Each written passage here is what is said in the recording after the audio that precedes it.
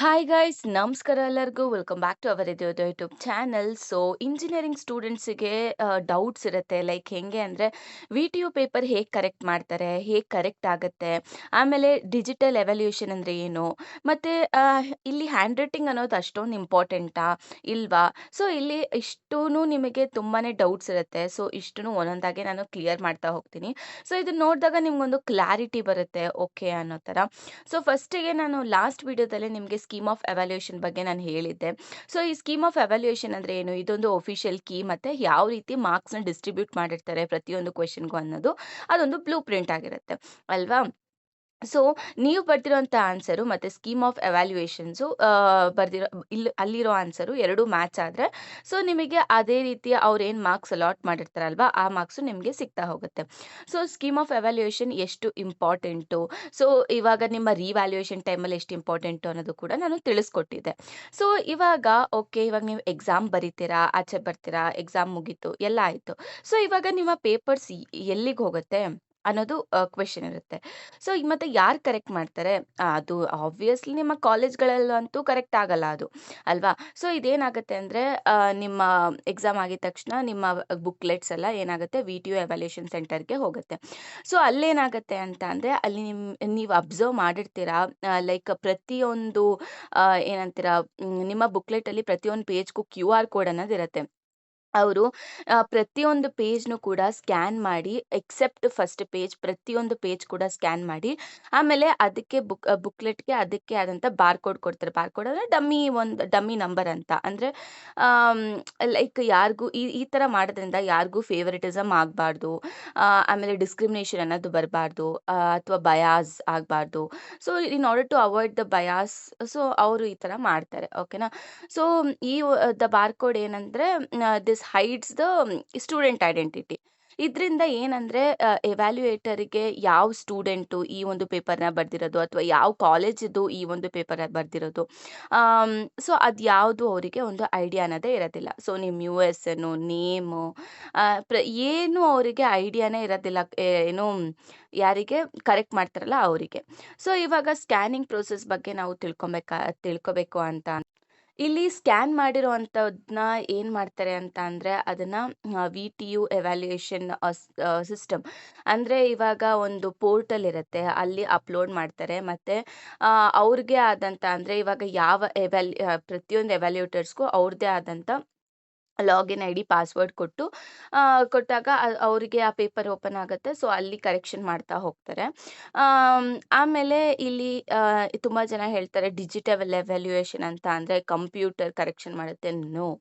So digital evaluation ಅಂದರೆ ಎವ್ಯಾಲ್ಯೂಯೇಟರು ಎಲ್ಲಾದರೂ ಕುತ್ಕೊಂಡು ಅವ್ರ ಲ್ಯಾಪ್ಟಾಪ್ ಮುಖಾಂತರನೋ ಬೇರೆ ಏನಂತೀರ ಸ್ಮಾರ್ಟ್ ಫೋನ್ಸು, ಸೊ ಈ ಥರ ಅವ್ರಿಗೆ ಏನು ಕಂಫರ್ಟಬಲ್ ಇರುತ್ತೆ ಎಲ್ಲಿ ಬೇಕೋ ಅಲ್ಲಿ ಕುತ್ಕೊಂಡು ಅವರು ಕರೆಕ್ಷನ್ ಮಾಡ್ಕೊಳ್ತಾ ಹೋಗ್ಬೋದು. So that is what digital evaluation ಓಕೆನಾ. ಸೊ ಇಲ್ಲಿ ಎವ್ಯಾಲ್ಯೂಯೇಟರ್ಸ್ do not get a physical paper. ಇಲ್ಲಿ ಏನಂದರೆ ಅವರು ಸ್ಕ್ಯಾನ್ ಕಾಪಿ ಅವ್ರ ಸ್ಕ್ರೀನ್ ಮೇಲೆ ನೋಡ್ತಾರೆ ಅಷ್ಟೇ ಬಿಟ್ಟರೆ ಅದ್ರ ಪ್ರಕಾರ ಮಾರ್ಕ್ಸ್ ಅಲಾಟ್ ಮಾಡ್ತಾ ಹೋಗ್ತಾರೆ. ಈ ಈ ಸಿಸ್ಟಮ್ ತಂತ್ರದಿಂದ ಎವ್ಯಾಲ್ಯೂಯೇಷನ್ ಅನ್ನೋದು ತುಂಬ ಜಾಸ್ತಿ ಅಂದರೆ ಫಾಸ್ಟಾಗಿ ಆಗುತ್ತೆ ಮತ್ತು ಟ್ರಾನ್ಸ್ಪರೆನ್ಸಿ ಅನ್ನೋದು ಇರುತ್ತೆ ಮತ್ತು ಅಷ್ಟೊಂದು ಎರರ್ಸು ಮ್ಯಾನ್ಯುಯಲ್ ಎರರ್ ಅನ್ನೋದು ಇರಲ್ಲ. ಸೊ ಇಷ್ಟು ಅರ್ಥ ಆಯ್ತಲ್ವಾ ಏನೇನಾಗತ್ತೆ ಅಂತ. ನೀವು ಬರ್ದಿದ ತಕ್ಷಣ ಪೇಪರು ವಿ ಟಿ ಎವ್ಯಾಲ್ಯೂಯೇಷನ್ ಸೆಂಟರ್ಗೆ ಹೋಗುತ್ತೆ, ಅಲ್ಲಿ ಪ್ರತಿಯೊಂದು ಪೇಪರ್ ಸ್ಕ್ಯಾನ್ ಆಗುತ್ತೆ ಫಸ್ಟ್ ಪೇಜ್ ಬಿಟ್ಟು. ಆಮೇಲೆ ಈ ಒಂದು ಸ್ಕ್ಯಾನ್ನ ಅವರು ಒಂದು ಪೋರ್ಟಲ್ಗೆ ಅಪ್ಲೋಡ್ ಮಾಡ್ತಾರೆ. ಆ ಪೋರ್ಟಲಲ್ಲಿ ಪ್ರತಿಯೊಂದು ಇವ್ಯಾಲ್ಯೂಯೇಟರ್ಸ್ಗೂ ಅವ್ರದ್ದೇ ಆದಂಥ ಲಾಗಿನ್ ಐ ಡಿ ಪಾಸ್ವರ್ಡ್ ಇರುತ್ತೆ. ಆಮೇಲೆ ಅವರು ನಿಮ್ಮ ಪೇಪರ್ಸ್ ಆಕ್ಸೆಸ್ ಮಾಡ್ಕೊಂಡು ಅವರು ಕರೆಕ್ಷನ್ ಮಾಡ್ತಾರೆ ಅಷ್ಟೇ. ಕರೆಕ್ಷನ್ ಮಾಡಾದ್ಮೇಲೆ ಆಮೇಲೆ ಆ ಮಾರ್ಕ್ಸ್ ಎಲ್ಲ ನಿಮ್ಮ ಏನಂತೀರ ರಿಸಲ್ಟ್ಸ್‌ಗೆ ಅಪ್ಲೋಡ್ ಆಗ್ತಾ ಹೋಗುತ್ತೆ ಓಕೆನಾ.